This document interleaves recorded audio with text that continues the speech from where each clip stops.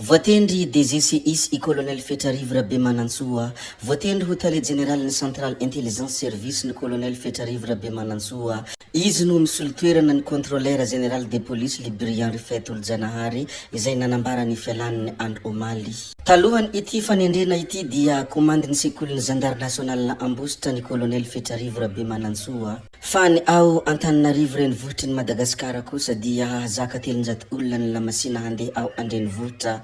Hisy handrana atao ny 15 Desambra izao hanomanana ny fampandehanan'ny train urbaine izay afaka hitondra 300 olona ity lamasina ity raha ny nambarany tale général misahana ny fitaterana. Tanjona ity fotodrafitrasa ity mo dia ny fanamavanana ny fifamoivoizana ao andrenivohitra ho vita ao anatin'ny 12 minitra ny soarano ambombanambola raha ny nambarany tale général hatrany.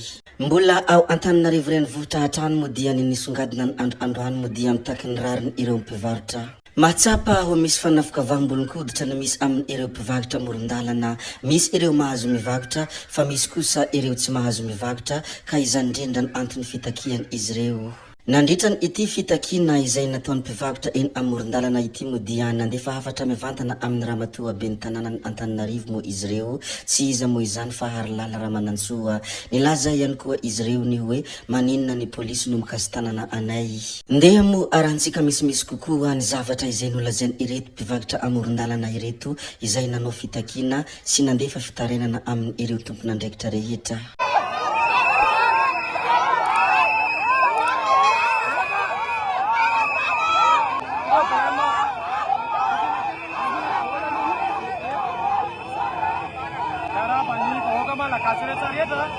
Amzoko zao dia mitaka ny rariny izay varotra amoron-dalana.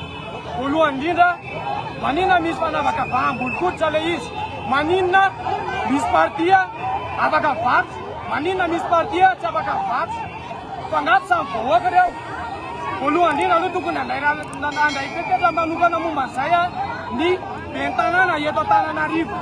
Fandroany, voakasy tanana teo notendain'ilay komisaira teo. Saiko ofiseza komisaira teo notendainy za teo ary nazerany. Zay ny zavatra nisy teo.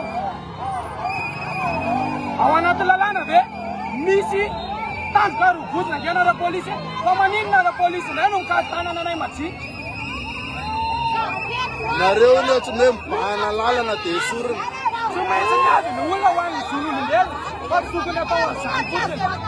Ahoana ny anananao fahevana dia hikasy tanana olona fotsiny.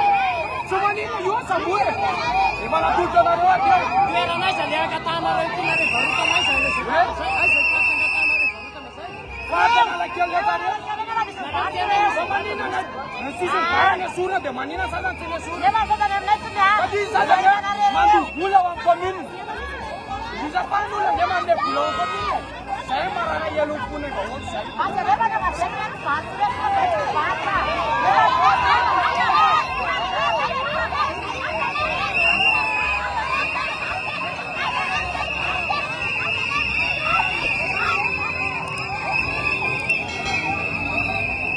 Eny mo ny kikika izay nataony ireo mpivarotra morondalana izay nanao fitakina satria mahatsapa fa misy fanavokavaham-bolonkoditra hoe hafatra izay nambaran'izy ireo.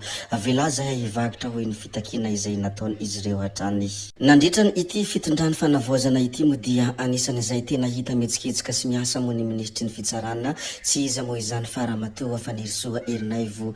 Nisy ny fionana teo amin'ny ministry ny fitsarana malagasy Fanerisoa Erinaivo sy ny ministry ny raharaham-bahiny sady sekretera ampanjakana eo anivon'ny fitsarana ao Suisse.